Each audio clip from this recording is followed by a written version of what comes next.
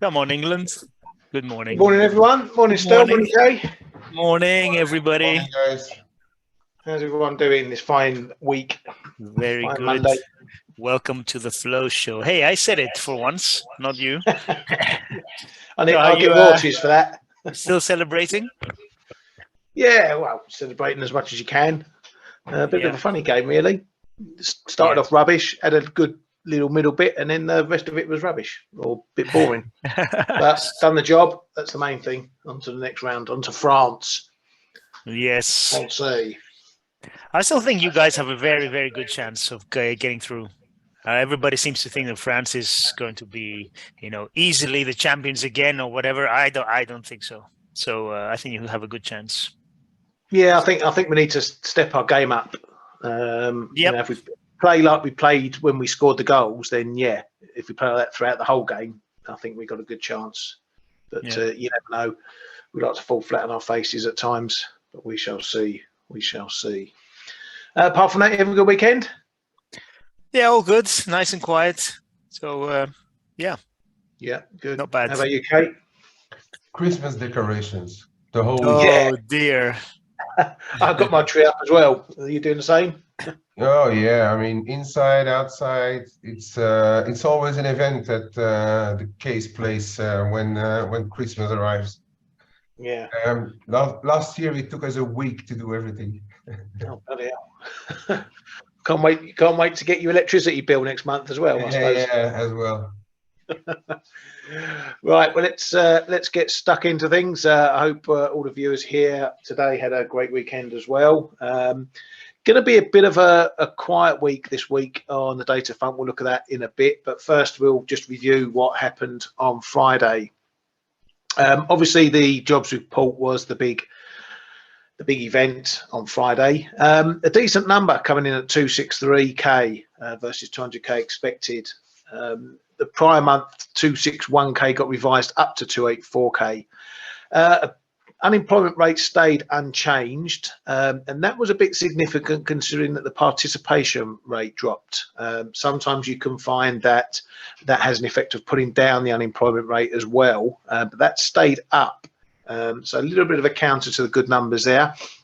One of the big numbers was the wages numbers, which beat expectations by 5 pips and was higher on last month as well. So wages keeping inflationary pressure on in the US, obviously doing a bit of a chase compared to what inflation is. But as we've seen inflation coming down in the States, it may find an equilibrium level at some point, 5-6%, something like that.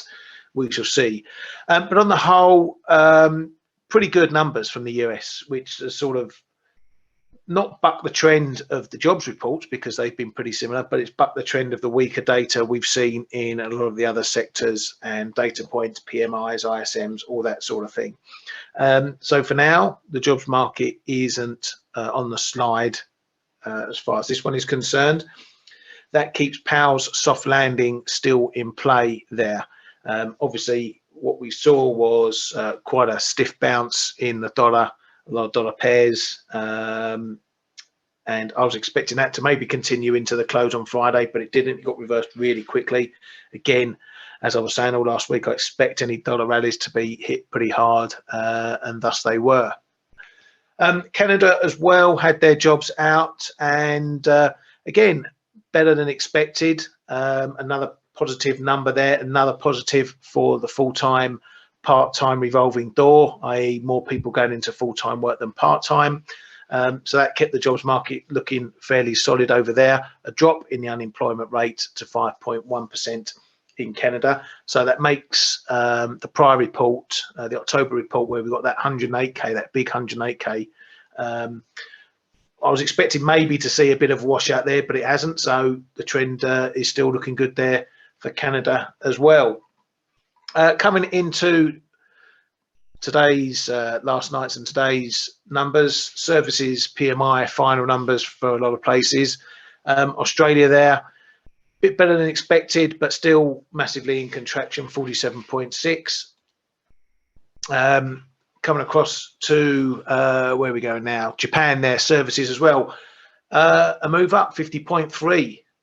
So a bit better than expected there. Again, we're seeing a bit of a disparity between services and manufacturing over there as well. Into the Eurozone for some of the numbers there, Spain, improvement there, 51.2 versus the 50.5 expected, and into expansion again.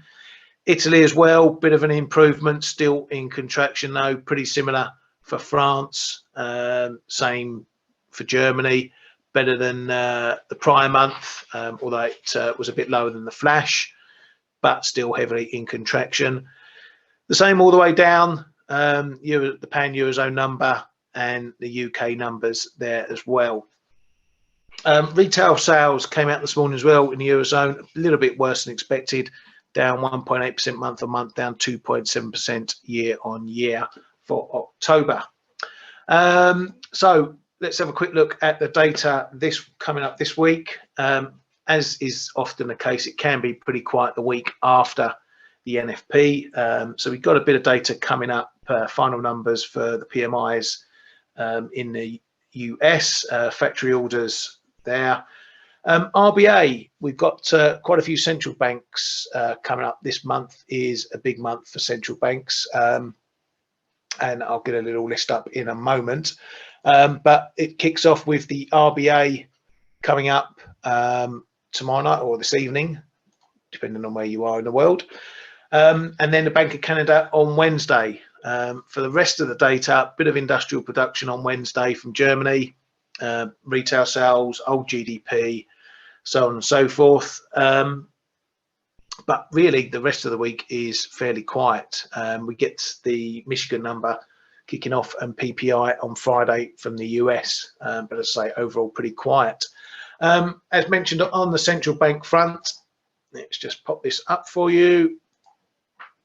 This is what we've got coming up this month. So as mentioned, the RBA tonight, Bank of Canada on Wednesday. Then we have the Fed on the 14th, and then we have the ECB, Bank of England, SNB, Norges, and Banxico on the 15th of December. And then we're probably done by the Bank of Japan on the 20th. So this will all be part of the running this week, or rather the week of the, I think it begins the 12th, is it? Through the 15th. 16th, that will be a big week for markets because it is the last of the central banks, the last real week of trading before the year end. Things will go quiet from probably the 20th, 22nd, that sort of time. So there's going to be a fair bit of business to be done for end of year, that sort of thing coming in that week there. As I say, it kicks off with central banks this week as well. Right, coming over to some of the headlines over the weekend and from last week. In China, the big news or the continuing news is further reopening in a lot of cities and regions in China, pulling back on some COVID testing for large venues. Cities like Shenzhen and Zhengzhou are checking PCR results for some entry to different venues. In the Zhengzhou area where the big Apple plant is, they're going to hope to resume full production between late December and early January, and the local government is pushing hard to on a recruitment drive to get people back in the factory. A lot of people did a runner when they said they were going to lock down. They ran to the roads, jumped in cars, jumped in anything they could to get out of there back to their own towns. So it seems they need to get a few more staff in to get that back up and running. China, according to the NDRC, is also going to lower retail fuel prices from tomorrow as well. So a bit of relief, inflation relief coming in there. Over to Japan, apparently Kishida has told the government to put aside or earmark 43 trillion yen for defence spending to happen over the next 5 years, and they will decide on the possible funding sources by the year end. So this is another batch of fiscal money being dreamt up out of thin air to pay for defence. This is on top of all the extra budget stuff they're doing. So as Kay is fond of saying, you know, still with the fiscal measures in Japan, still pumping a lot of money there as well. Over to the ECB. ECB Guindos said there's a high probability of a Eurozone recession, but the economic deceleration will not be as deep as expected a few weeks ago. The inflation data for November has been good news, but inflation in the Eurozone around the middle of 2023 will hover around 7%. That will still be way above, obviously, the ECB's target. What they'll do with that on rates, we will find out hopefully in December at their meeting. French ECB member Villeroy said that on Sunday that he favours a 50 basis point hike, but it's too early to speak of a terminal rate. ECB's Maclouf also sees a 50 pip hike as the minimum at the upcoming meeting, and they have to be open to policy rates moving into restrictive territory for a period in 2023, but does not think they're in restrictive monetary policy rate territory right now. Also, the ECB was out saying that they are ready to maintain all existing temporary swap and repo lines with non-EU area central banks until 15th of Jan 2024. This is part of a long list of measures, or long line of swap measures that central banks enacted between each other just to help with liquidity. It's been ongoing ever since the GFC, and obviously up again through COVID, but they're keeping those doors open, or at least the ECB are. Expect the others to follow suit as well. Bank of England's Dingra said that UK rates should peak below 4.5% to avoid a deep recession. Over to the Riksbank, and they released their minutes. So when we get those, we get basically the views of every governor, deputy governor, and bod on the board. Riksbank's Floden said the krona has been so weak that I'm convinced that in a slightly longer term it will strengthen, even if we raise policy rate a little less than other central banks. Ingves said the rate path is a reasonable forecast, but would not be surprised if rates needed to be raised more. Jensen said preparedness to revise the policy plan must remain high, and belief the policy rate will not need to be much higher, and that hopefully the largest policy rate hikes are behind them. Moving over to the Fed, only really got Evans out, not a lot. He said he's probably going to have a slightly higher peak to the policy rate, even as we slow the pace of hikes. He got those comments in on Friday before the blackout on Saturday. So, yeah, the Fed's in blackout. So hopefully a bit of peace and quiet until the FOMC. That's all I've got on my rough. Oh no, a couple more. I'm missing them. I'll need to have a look. Yeah, more from China. We had the US. The Deputy Secretary of State Sherman said the China-Taiwan war is potentially possible. US efforts are to deter that possibility. And Canada's getting in on the act. They're going to send more warships through the Taiwan Strait, apparently in a signal to China. China's foreign minister was also asked whether Beijing would abide by the oil price cap that's apparently going to be placed from European and the US.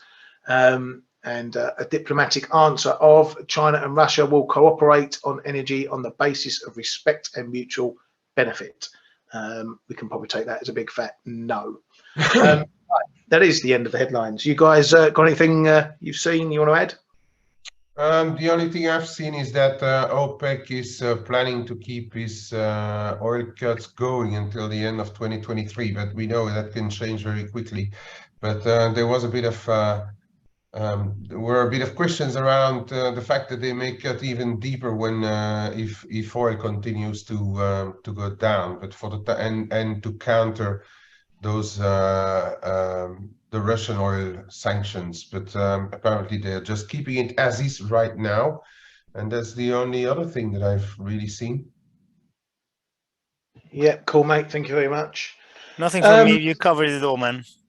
Lovely job, Lee. Good to see it all covered. Let's have a look quickly at the rate odds. For the Fed, we're still pricing 50s and 75s. Not much change in the probabilities. Still 91% probability of a 50 pip hike, the 9% balance going for a 75. I'm still wondering whether that's going to flip to 50-25 the closer we get to the FOMC, seeing as 75s are potentially off the table, but still some pricing there for 75 still in the mix. The ECB for their next meeting, a 50 pip hike is 82.5% probability. 75 pip hike is 17.5. Still think perhaps a 75 could be on the cards. So that might be the shock result on that one. Bank of England pricing 84 or probability of 84% for a 50 pip hike and a 15% for 16% for 75 pip hike there. Bank of Japan, 3 guesses, no change, nearly 97%. So looking at some of the price moves now, China, obviously $1 has been a big mover overnight as well, busting through the 7 level with quite some volatility all the way down to near 95, 6.95s. We were playing the long side on this one on Friday. Had a long at 701, managed to knock some of that out. 706, got stopped on the trailer, 703.50. I did get triggered on an order at 70.50 or 700.50 last night. That didn't survive when I woke up this morning. That went at 6.98, so gave a bit back on there. Bit of a hole, this one, AK. Yeah. But the thing was, what we had a good impression, or good how shall I say, feeling for the Friday data, saying that dollar rallies may be sold into. So I was pretty fortunate. I was low as well, as you know, and I let mine go at 707, which was pretty close to the top. And since then, I haven't been involved anymore, because of the dollar selling off so rapidly, and also with the weekend ahead. I pulled all my bids, and happily so. Going forward, we are below 7. That's the first psychological barrier now, but 690 is pretty important as well, and even already the 696.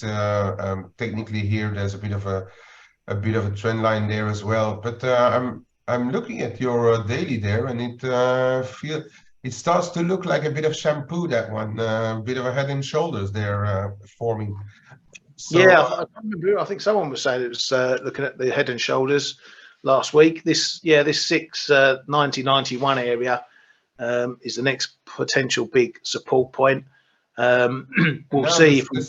The 701, 702 seems to be the neckline. I'll have a look at that later. Yeah, you can have a look at that one.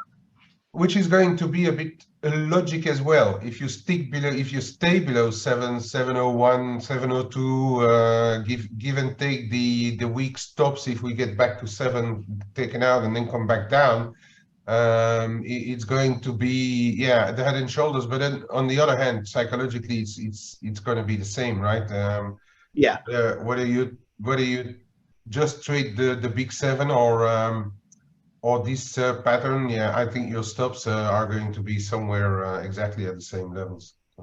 Yeah, for me, I'm probably going to let this one. I'm probably going to watch this one for a bit. I'm not inclined to fight this too much on the long side, this side of 7, particularly as I'm a bit more obviously dollar bearish overall. But yeah, if we start seeing resistance coming in around 7s, the cases 701, 702s, this area here.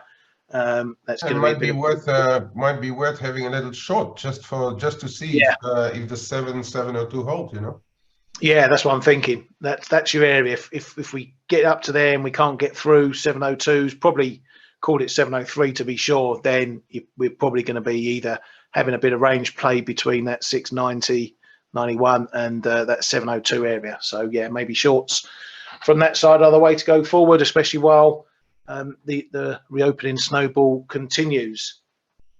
So yeah, looking at dollar yen now, and bit of a wild ride. Obviously we got a big bounce over the NFP all the way up to near 136. So quite a decent move there. But it did get hit fairly quickly. By the time we closed on Friday, we were down back into the 134s. As I said, I was been saying it for the days into the NFP. I expect dollar rallies to get hit pretty hard. I just didn't expect it to get hit that hard so fast. I thought we might, sit 135s, 130 between 135, 136 into the close on Friday, because we had come a long way in last week. But no, it got hit hard. I think perhaps we've got a bit of balance now because it has bounced again. So that's going to keep this low down in the 133s really important, because we've come off this bounce, but we couldn't get back into the 133s. That could be a bit significant now.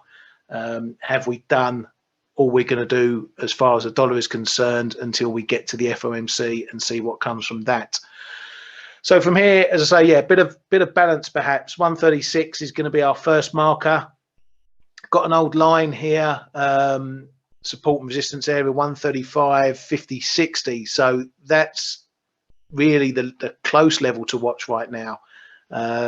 We had it as resistance. We had a breakdown point last week. We held below it before getting the move down to the lows. Data print pumped it higher, but as straight after we found it as resistance again. Coming up here this morning, we're getting close, but not close enough, and it's finding resistance again. So there's a bit of a marker for us for the short term, at least this 135.50. Break that, we're probably going to move up to have another look at 136. Then we have the 136 2030 area to look at after that. But yeah, potentially maybe a bit of sideways action between sort of 136s and maybe 134s, maybe down to this 133s lows again. I'm still short this one from up above. I've got my trailing stop currently at 136.50. So if we do get a move up above this, then I'm going to be looking at getting knocked out on that. Otherwise, I didn't take any off in this move down to here. But if I get another move down there, I may look to take a bit more off the position, maybe tighten the stop a bit more on that. It's been a similar picture for a lot of pairs. You know, we hit new highs this morning, early in the morning, just mixture of risk on, obviously dollar getting sold off, the bounce that we saw getting sold off there, China as well in the mix. So we did hit new highs in euro dollar, but we've eased off a bit there. So it hasn't been maintained. Again, maybe a bit of balance finding in the market. Same for Aussie dollar. Move up to my next level, 68.50, just ahead of the fib that I'm watching as well, 68.70s. Again, banging our head, can't get through it. Now we've seen a bit of a sell-off. This 67.70 area is probably going to be key for this move at the moment. So just this sort of zone here, 67, 70s, 80s, was a form of resistance point, as we well know. Got the break, we're holding above it.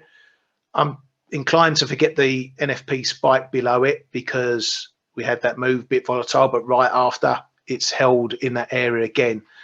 So for me, the ballpark is between there and this 68.50 area, then possibly that fib at 70. It's all about, if we get below here, we're probably heading a bit further down, maybe to the prior lows on Friday. If we can break the 68.50 and get above 70, then we're probably going to push on to 0.69, maybe a bit more. I'm not doing much right now. I'm just seeing where prices are going to do, what the dollar's going to do for the moment, see where things are going to settle down, what levels are going to develop straight after the NFP. So I'm a bit of management mode for me. Guys, you got anything on the horizon you're looking at in particular? You mean trades wise or in general? Yeah, just anything you've seen the fallout from last week coming into this week. Well, you know, the move last week was pretty intense. You know, yields dropped quite a lot. I think we are in danger of a little correction because, as always, the market goes very fast, very quickly to price in the good stuff.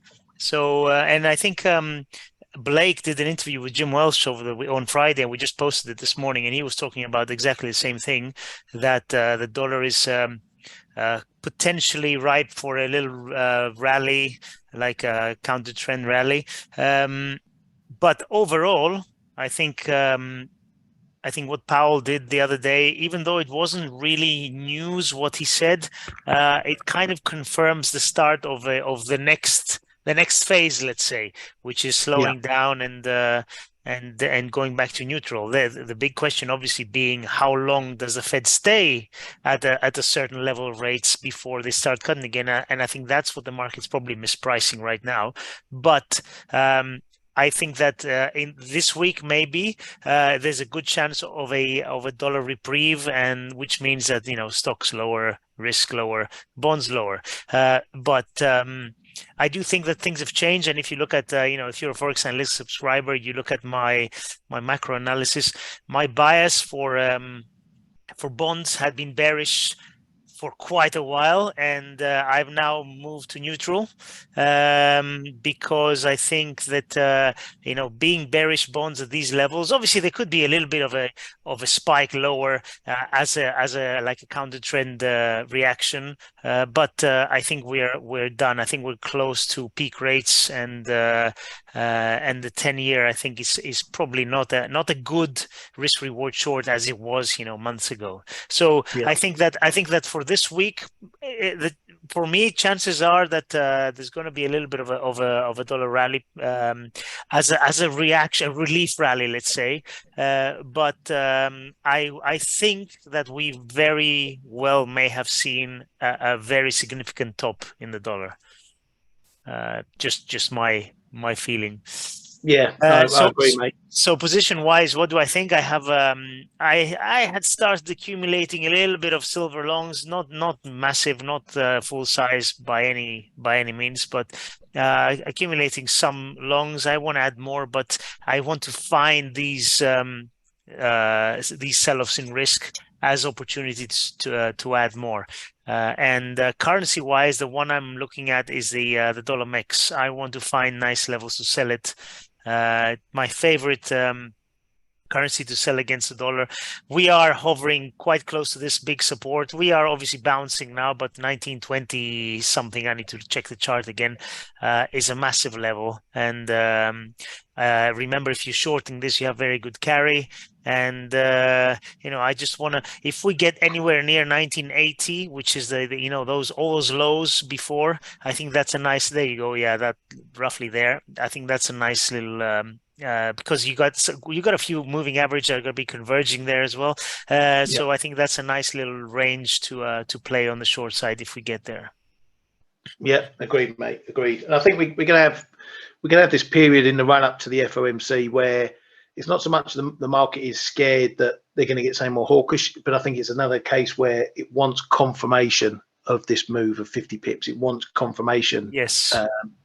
Of everything it's heard from Powell and everyone else. Make sure that this rate ceiling isn't going to go significantly higher, and make sure the message isn't too hawkish. But the reaction is going to be defining. I think we've had a big move in yields. We've had a big move lower in the dollar. So the table has flipped, I think, a bit. Now it's going to be a case of, how dovish can they be, or how dovish can the market get extra to send the dollar even further lower. So for me, it's just about, we've had a big move already. Doesn't mean it's going to keep going for another 1,000 pips or anything. So I want to see where the decent support may start to come in for this phase of monetary policy, and we'll get those answers at the FOMC. As always, in this trading game, we're always waiting for something, even though it's 10 odd days away. That's what it is. Kay, do you want to have a little look around, or give us your input on what you're thinking at the moment after last week's events? Yeah, okay. Well, you've already covered dollar yen and everything. Let me have a quick look, perhaps, at the cable. Yeah, well, always happy to get your thoughts if they're different, mate. Are you guys seeing the cable? It's coming off a little bit. Now, are you seeing it? Are you seeing my screen? Yes, The yes, table? yeah. Yes, See we your chart. can. Yeah, yeah. All right, all right, all right. Sorry, I thought So, something groundbreaking was happening right now, and you're like, "Well, you seeing this?" yeah, it's coming down from 122.48 to 122.47. It is absolutely collapsing. No, we had this little breakup, and I'm going to show this once more. There was this bit of a trend line, and then there, at the same level, we had this 200 DMA in the cable that gave way last week into the end of month, and then since then we had one retest, and but we really didn't go below there. So for the more, I wouldn't even call it medium term because cable is so volatile, but for the first really decent support is going to be around 121.5. We had a little overshoot of the 123. There's other stuff going on than just this top around 123. But anyway, we had a bit of an overshoot of it, and now it is gradually losing steam. We broke out of this little wedge, but it's not been very well respected. So I'd say still watch the 123, the high that we just printed above there. But if we would start to come off a bit further on the really short term, there's perhaps some interest around 122.25 here. But I think the bigger level we should watch now is this 121.40 on the cable. That's one I'm going to keep an eye on, because it's also, we tried to break it on the NFP on Friday, and it's got really rejected pretty hard. So it's going to be a level that people are watching. It's also the prior high here. So really keep an eye on this 121, call it 40.60. If 40 goes, perhaps things would be changing a little bit in the cable. On the Aussie dollar, I was watching it as well into the RBA overnight. To me, the level is going to be Ryan's 67.70 is exactly where it is. It's also the break of this triangle. So 65.70 is where we have to look at where it ends up after the RBA. It was also the low on the open overnight around there, and I'm a little surprised that the Aussie is not higher, or can't keep the highs. We rushed up to 68.5 on the back of the Chinese opening, and then dollar China really went down fast. We are 1% lower. Yet the Aussie is just trading, what is it, 20 pips, 20 odd pips above the opening. So perhaps there's still some people who don't like the relative softness of the RBA. So 65.70, and then add 67.40 in there. If it goes below on after the RBA, I would actually not trade Aussie on the back of China. I've seen, as people pleased to do, and we all did for years. I would be quite careful with the Aussie and stuff like, for instance, as a Kiwi as well. So watch these levels. These two levels, I think, are going to be pretty important.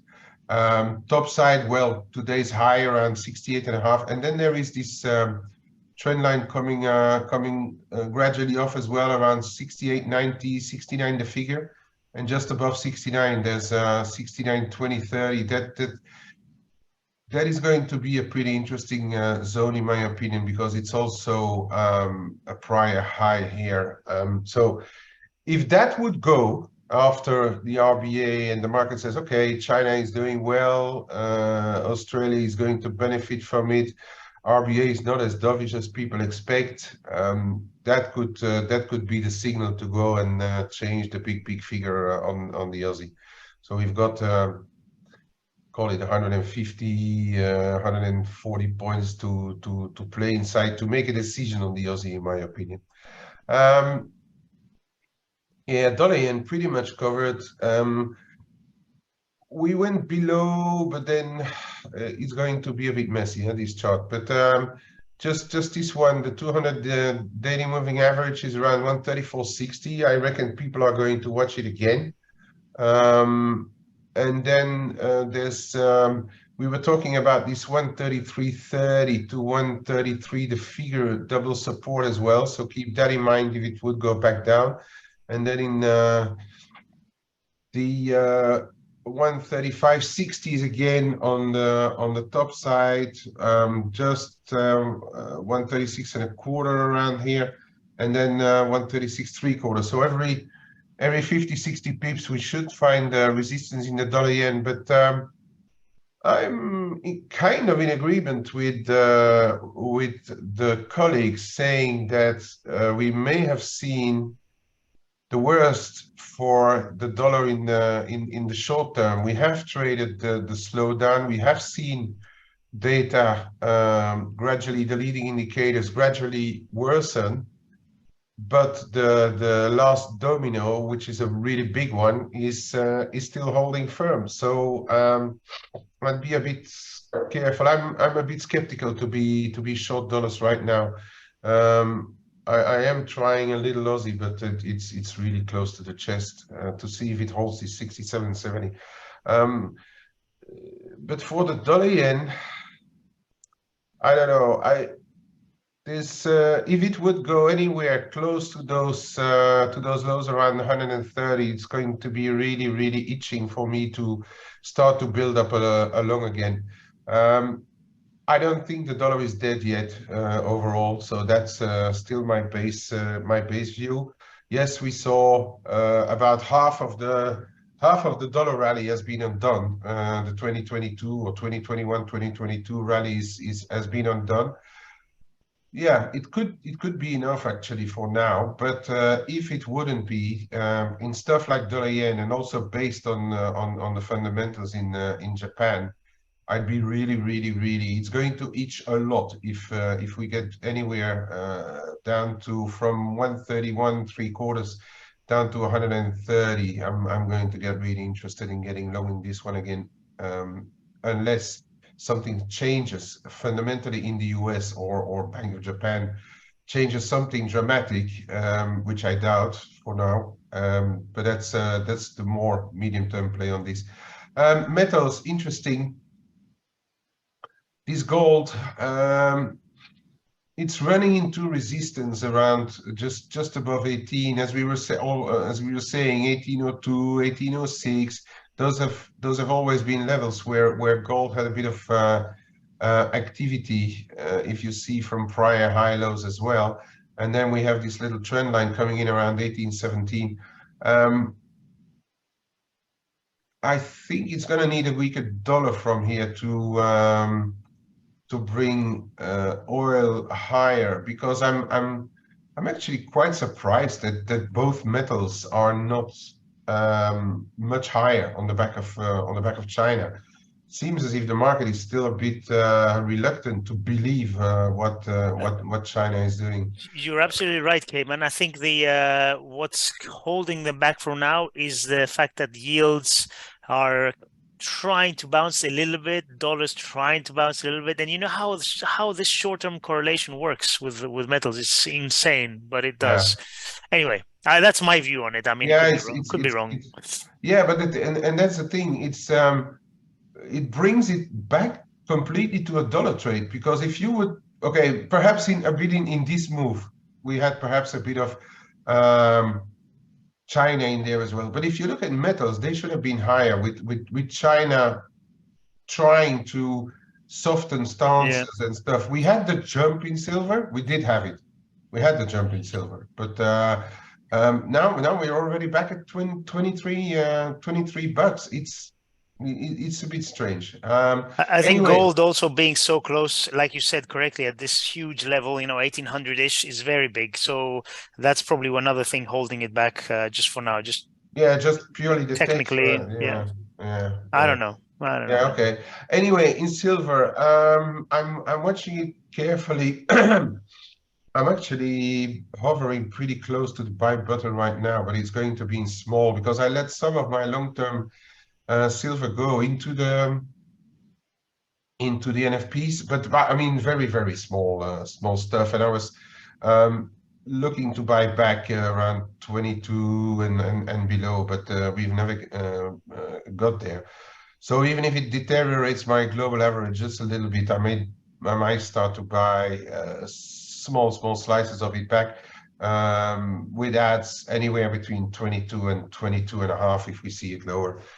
So that's the base ID somewhere to start the week. It's not based on dollars, this one, but it's based on reopenings and actually data holding a bit better, in which case silver, I think, could be the outperformer still compared to gold. You guys were talking about the MEX. Yeah, there's a lot going on in MEX around those prior lows. We also have a bit of a trend line resistance. We have the red line from the 2017 coming in the 60s. So anywhere between 1965, 1980, 85, then we may find the resistance in dollar MEX. So keep that one in mind.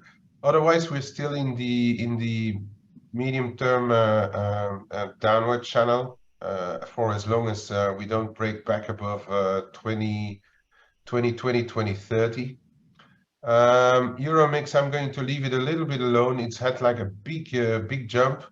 We went through the same-ish red line as we have on the dollar mix. We went through it around 2040s. We are trading high 2050s. I'm going to be a bit patient here and let the market develop and see what it says. We've got 200 DMA around 2080. That could be enough with the prior lows, prior highs. So it's a little bit like the dollar mix. Just add the percentage difference of the euro dollar to it. So yeah, around here. Well, dollars are, I'm just watching it. I don't know. I haven't seen the news on Ramaphosa. It came back down to 1720 here, but that's just politically driven right now. I'm not even thinking of opening positions in dollar rand. And then, yeah, as we were saying on the dollar China, to me, the first level is around here, 696, 697. And then, of course, we are having this 701, 702 zone that we talked about. If you feel like China is taking the upper hand again, you can lean against the 7, and then if it breaks above 702 and a half, 703, get out of there. Otherwise, 690 is the next level that's waiting for us. 689, 691. That's where the next support lies on dollar China. As usual, I'm going to pay very close attention to how the PBOC fixings evolve to make my next decision in dollar China. For the moment, it's sitting on the dock of the bay and watching the market. What's in the questions there?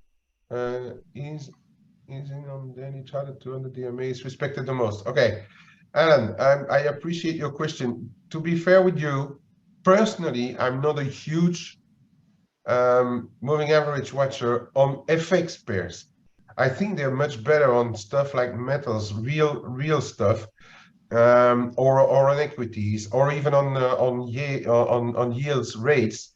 I think they're much more watched and effective there than they are on FX pairs such as dollar yen or cable or whatever. But we can't look besides them because people are watching them. But then I do. A lot of people are trading on the back of them. I don't. Unless they converge with other stuff, like we've seen on the cable, for instance. And yeah, personally, I'm not looking at them on anything below the 4 hours.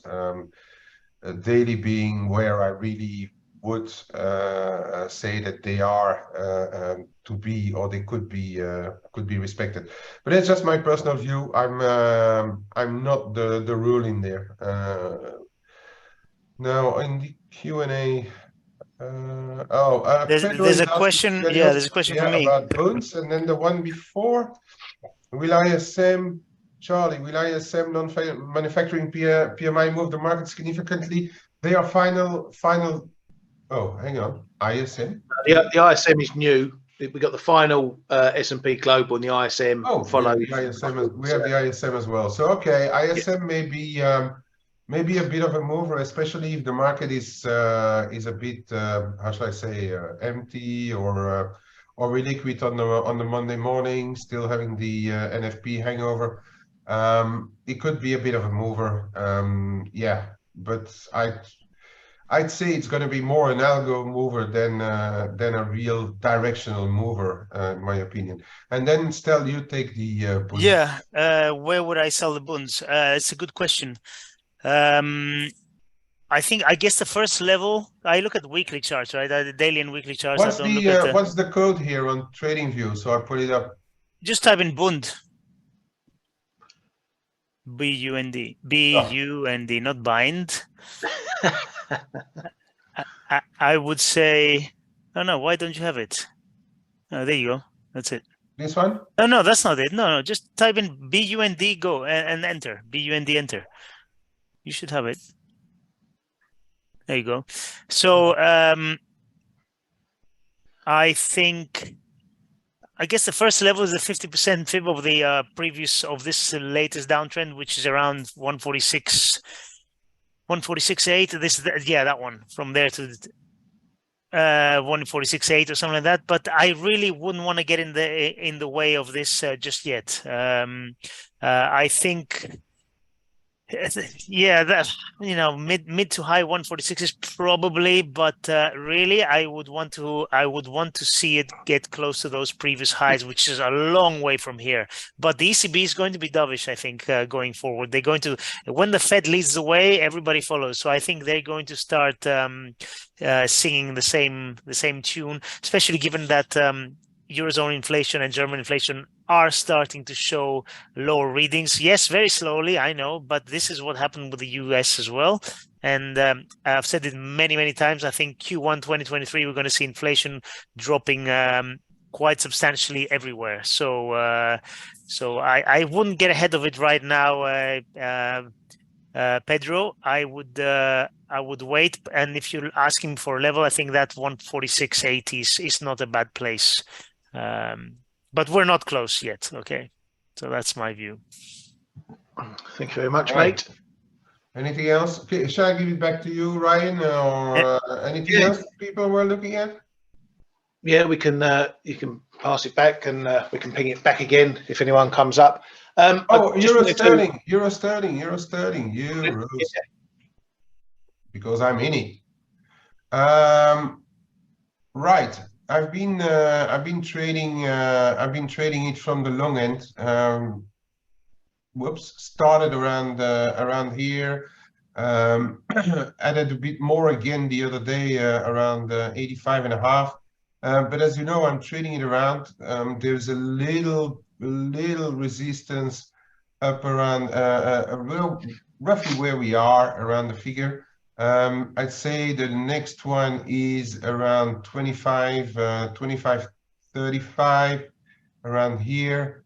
Then we have a little around 86.5. But despite what we heard from officials that they could be getting closer to some form of an agreement on Northern Ireland, I think it's good enough around this zone, with perhaps the pressing of the panic button if it goes through 85.40.30.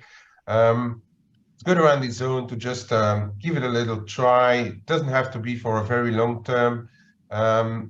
More medium term, it looks like one of those euro crosses where sooner or later we could see this giveaway.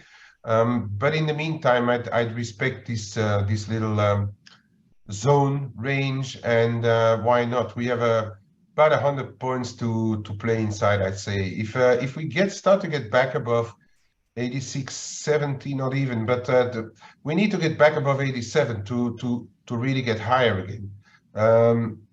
But I think for the time being, just respect those ranges and see what happens. So the more medium term starts to break below 85.40, 85.40, 85.30, be careful.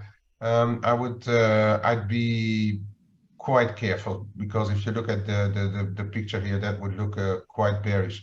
So in the meantime, trade the ranges. And with that, back over to you, Ryan. Thank you very much, mate. Let's grab that back. Yeah, just to add a bit more onto Charlie's question, will the ISM services be a market mover today?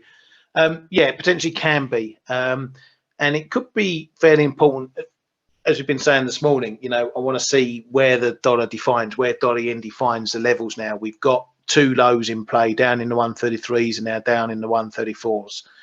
So if we get a bad number, if it follows the rest of the data that's been showing bad, if we get a bad number, these are the levels I'll be watching closely. If we get down to here and can't get further through it, that suggests we've potentially found a bottom for the bad news for the moment. If we get through that but can't get through that, the same thing, although it would look a bit weaker breaking this low here. But if we can't get below there, we have the potential for at least a short-term bottom in play. And that's the way you've got to look at it based on this data. If it's weak, is it continuing what we've seen over the last few weeks in weaker data? It's not so much what it does on the upside. If it's positive numbers, yep, dollar's going to rally. Where can it go to? You know, who knows? But for the larger trend, which is this bearishness, that's the important side for me. If it's a negative number, can we break those lows? And the same will go for other dollar pairs, euro dollar. You know, can we get above these highs on another negative number? Aussie dollar, can it get above its highs? It's all about discovering what the price wants to do. And if we can't, if we start building, you know, longer term resistances, even though we're still getting bad data, you know, that's your clue that the market has perhaps gone as far as it wants to go for now in terms of dollar weakness. Just jumping into the moving average conversation. Yeah, I use moving averages a lot. And yes, the daily moving averages are watched by a lot of people. You know, you get Bloomberg, Reuters pumping up a story on this, that, and the other. They highlight the daily moving averages. And as Kay says, they are more stronger probably on the daily and 4-hourly chart. If you start coming below that, they do sort of lose a bit of strength. But yes, use them as confluences. If you get all moving averages in one particular area, that can mean a bit of potential confluence, and that makes it a bit stronger. Then you get into death crosses and all the other sort of stuff on the dailies when the other moving averages cross each other. So yeah, for me, it's the 55 moving average. Some people use the 50, the 100 and the 200. That's all you see on your screen now. Brown is the 50, 55, blue is the 100, green is the 200 moving average. Those are the ones I use. As far as that, just a touch back on Saurabh's point about trading different time zones. Do you prefer the US session to others, or don't really care? I take a position in any session if there's a setup for your systems. Yeah, when I look at positions, when I look at strategies, depending whether it's short term, long term, the time zone doesn't really matter. If I'm looking more longer term, if the price gets where I need it to go to get a trade in, I'll get in, whether that's leaving orders in overnight, mornings, whatever. Short term stuff, I will look at the clock. If I'm looking at a scalp or a really short term level trade and it's 10 o'clock in the evening, I'm not going to be at my desk to watch it. More often than not, I'll leave it alone and see where it is the next morning, because I like to see the price action on a short-term trade before I jump in. So it's a bit swings and roundabouts depending on your strategy. And with that, we shall call it a day for today. As always, wish you a great week ahead. Please trade safe. Please come and check us out on the ForexAnalytix chat room if you need any help with your trading, or indeed here in the Flow Show. drop us a line in the comments, that sort of thing. Thanks as always to Stel and Kay, and we shall see you all bright and breezy tomorrow. Have a good week. Thank you. Go get some rest, Bran. See you guys. Always resting that one. See you guys. Hey traders, this is Blake Morrow with ForexAnalytix. Thanks for stopping by our YouTube channel. Don't forget to like these videos, share them, and subscribe to our channel so you don't miss any of the content that we provide here for free. Thanks for stopping by. I'll see you in the next video.